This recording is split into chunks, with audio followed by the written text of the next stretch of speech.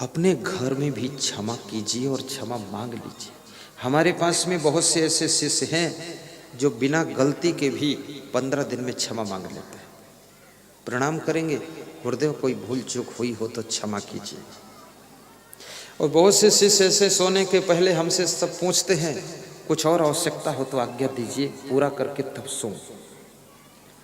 और बहुत से ऐसे भी शिष्य हैं जो सवेरे, लगभग तो सभी हमसे पहले सब जागते हैं, हमसे पहले। अपवाद रूप में एक आधे भले कोई चूक जाए, लेकिन सभी जग जाते हैं, जग कर मेरे कमरे में आते हैं। इसीलिए ये सतयुग बनाओगे तो सतयुग बन जाएगा, कलयुग बनाओगे तो कलयुग बन जाएगा, नरक युग बनाओगे नरक युग हो जाएगा, और स्वर्ग का युग बनाओगे तो स्वर्ग आ जाएगा। ये स्वर्ग और नरक, सतयुग, कलयुग सब तुम्हारे हाथों की कला है। अगर तुम सबसे पहले जागने की कोशिश करते हो घर में, तो आपके घर में स्वर्ग आने वाला है। कलह कलेश नहीं रहेगा, सतयुग आएगा। और 10 मिनट ज्यादा सो लेने से कोई सेहत बनने वाली नहीं है। जो बहू अपनी सासू से 10 मिनट पहले जाग जाती है, सासू बहू में मधुरता फैल जाती है। और सासू अगर बहू से 1 घंटे पहले जाग गई और बहू 2 घंटे बाद में जागती है, तो सासू के अंदर इतना गुस्सा भर जाती है कि पड़ी पड़ी सोती है। मैं तो सोचा था लाड़ी आई है, लेकिन तो भैंस की पाड़ी आई है। सासू का मन बहुत दुखी हो जाता है।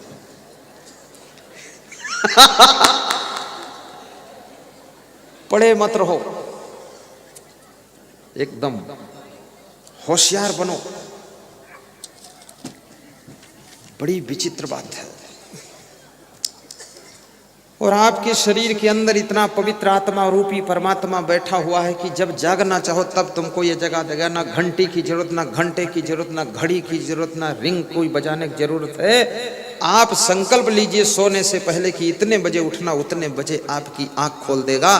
क्योंकि तुम्हारा शरीर सोता है पर मन नहीं सोता है। तुम्हारा शरीर सोता लेकिन आत्मा कभी नहीं सोता है। आत्मा ना सोता है ना जागता है, वो एक जैसा रहता है। इसलिए याद रखना, तुम जब उठना चाहो उठ सकते हो, और यदि आप उनसे पहले उठ जाते हैं। राम, लक्ष्मण और विश्वामित्र तीनों सो रहे थे। एक बार छोटी सी कथा सुना दो। लक्ष्मण सबसे पहले उठे लखन निस विगत सुनि, अरुण शिखा ध्वनि कान, और गुरुते पहले जगतपति जागे राम सुजान। लक्ष्मण जी ने मुर्गे की आवाज को सुन करके सबसे पहले जाग गए, और जाग करके स्वयं फ्रेश होकर ताजा पानी ला करके भगवान राम को फ्रेश कराया। और राम और लक्ष्मण दोनों फ्रेश होकर के ताजा पानी लेकर के गुरु के पास पहुंचे और गुरु को प्रणाम किया, और गुरु को फिर फ्रेश कराया। याद रखना, इसलिए वो त्रेता युग था, सतयुग था, आनंद था, शांति थी, क्योंकि सेवा करने वाले व्यक्ति को सबसे पहले जागना ही चाहिए।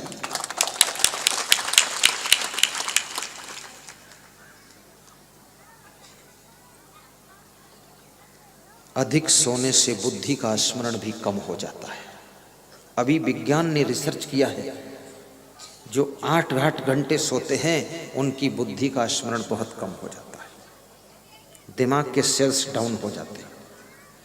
और जो 5 घंटे 6 घंटे भी नहीं सोते हैं उनकी भी बुद्धि का स्मरण कम हो जाता है। कम से कम 6 घंटे जरूर सोइए, अधिक से अधिक 7 घंटे सोइए, लेकिन 8 के ऊपर मत जाइए, अन्यथा बुद्धिहीन हो जाओगे। और भोजन भी बहुत ज़्यादा छक कर मत खाइए, थोड़ा कम खाइए। दाल बाटी भी खा लीजिए, बाफले भी खाइए, लेकिन थोड़ा कम। और ये भी निवेदन करूँगा, कभी खीर और सेवई भी खाओ, और कभी कचौड़ी भी खाओ। डोडी के चौराहे पर तेज सिंह की कचौड़ी मशहूर है, खा लो एक, लेकिन ज़्यादा नहीं, कभी कभी महीने में एक बार। और महिलाओं से कहूंगा, इतना अच्छा भोजन बनाया करो कि आपका पति होटल में जाने ना पाए। इतने प्रेम से परोसा करो कि होटल की याद ना करे, और इतने ढंग से खिलाया करो कि घर ही में खाया करे वो। अन्यथा अगर तुम्हारा पति बार बार होटल में जाएगा तो एक दिन फिर बोतल में भी जाएगा, और जिसका पति होटल में गया, बोतल में गया, फिर उसका पति टोटल में गया। इसलिए थोड़ा सावधान भी रहिए।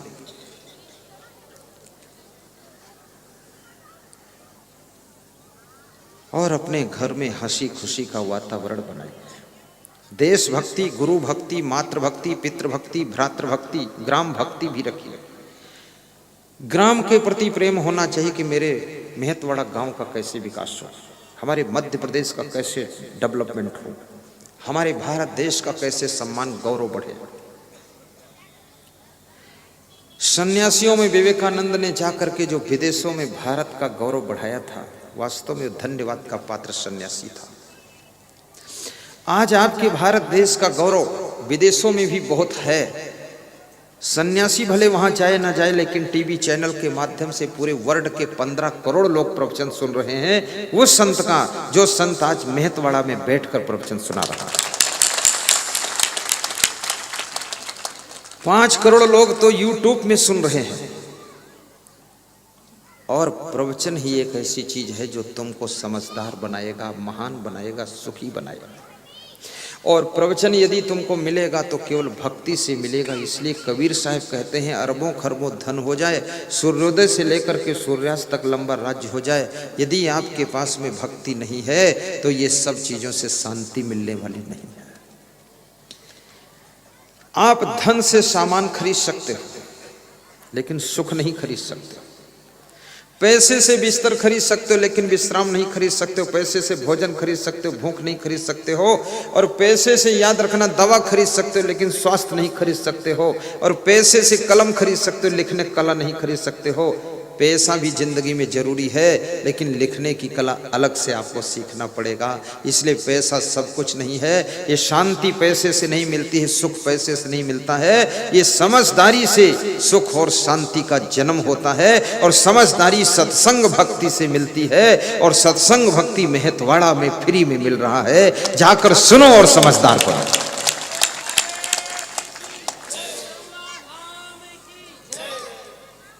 धन्य है ये मेहतवाड़ा का नवयुवक मंडल, इनको मैं आशीर्वाद देता हूं। इतने महान लोग हैं।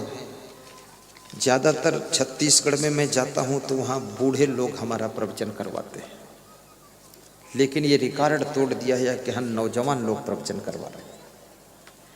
उसमें ऐसे लोग हैं, कुछ की शादी हुई है तो बच्चे नहीं हुए हैं, और कुछ की शादी भी नहीं हुई है, हमारे पीछे झंडा लेकर दौड़ रहे हैं कि असंग देव की जय। सोचो इनका भविष्य कितना उज्जवल होने वाला है। जवानी अवस्था में अगर सत्संग में रुचि होने लग जाए, अंदर भक्ति का फूल खिलने लग जाए, तो सुख शांति की खुशबू तो आनी ही आनी है। इस अवस्था में ही आदमी फिसलता है, बिगड़ता है। हमारे पास में संत महात्मा बाहर से 33 उनकी संख्या है आए हुए, और सभी संत हमारी ओर टकटकी लगाकर देख रहे हैं, आशीर्वाद दे रहे हैं। मैं सब संत महंतों को धन्यवाद देता हूं। बहुत महान हैं वे लोग। और भाइयों बहनों, आज बड़ी प्रसन्नता इस बात की हो रही है कि जितनी जगह थी सब भर चुकी है। अब अगले साल जब आऊंगा तो मुझे लगता कोई दूसरी जगह प्रवचन करना पड़ेगा ना? बोलो सुरेंद्र, कहाँ करना पड़ेगा? दूसरी जगह बड़ी जगह हो और बड़ा प्रचार प्रसार। और सब गांव के बुजुर्गों से भी कहूंगा, इस नवयुवक मंडल को अपना आशीर्वाद भी देते रहना, इनका मनोबल बढ़ाते रहना कि ये सत्संग में जुड़ गए हैं। और गुरु मंत्र भी लेना। तो गुरु भक्ति कैसे करनी चाहिए? गुरु भक्ति, गुरु से गुरु मंत्र भी लेना चाहिए, दीक्षा भी लेना चाहिए, राम नाम भी सुनना चाहिए। उससे आपका कल्याण होगा। पक्का रिश्ता जोड़िए गुरु से। आज प्रवचन के बाद इसी व्यास गादी पर गुरु मंत्र भी प्रदान किया जाएगा। जिसकी इच्छा हो वो भी गुरु मंत्र ले लेना, और जिसकी इच्छा ना हो वो भी ले लेना। बिना इच्छा के भी रजाई ओढ़ोगे तो भी ठंडी से बच जाओगे। गुरु मंत्र लो, कल्याण हो। गुरु मंत्र का नियम होता है मांस मछली अंडा नशा शराब जुआ का त्याग करना, माला सदैव पहने रहना, सुबह शाम 5-5 मिनट इष्ट गुरुदेव का ध्यान करना और 7-7 बार मंत्र को जप करना और अपनी उन्नति करना। अरब खरब लो द्रव्य हो उदय अस्तलो राज, भक्ति महात्म न तुले ई सब कौने काज। भक्ति के महत्व के बराबर दुनिया की कोई चीज को तौला नहीं जा सकता है। रावण के पास अथाह संपत्ति थी, लेकिन भगवान राम रावण से प्रेम नहीं करते हैं। विभीषण के पास कुछ नहीं था, केवल भक्ति थी, विभीषण को गले लगा लेते हैं। ये भक्ति का मूल्य है। सदगुरु कबीर साहब कहते हैं कि भक्ति के बिना मनुष्य का जीवन ऐसे है जैसे फल विहीन वृक्ष को चिड़ियां छोड़ देती हैं, छाया विहीन वृक्ष को पथिक छोड़ देता है, जल विहीन कुएं को प्यासा छोड़ देता है और ज्ञान विहीन गुरु को चेला छोड़ देता है। ऐसे याद रखना, सेवा विहीन व्यक्ति को स्वामी छोड़ देता है। इसी प्रकार से भक्ति विहीन व्यक्ति को पूरी दुनिया छोड़ देती है। भक्ति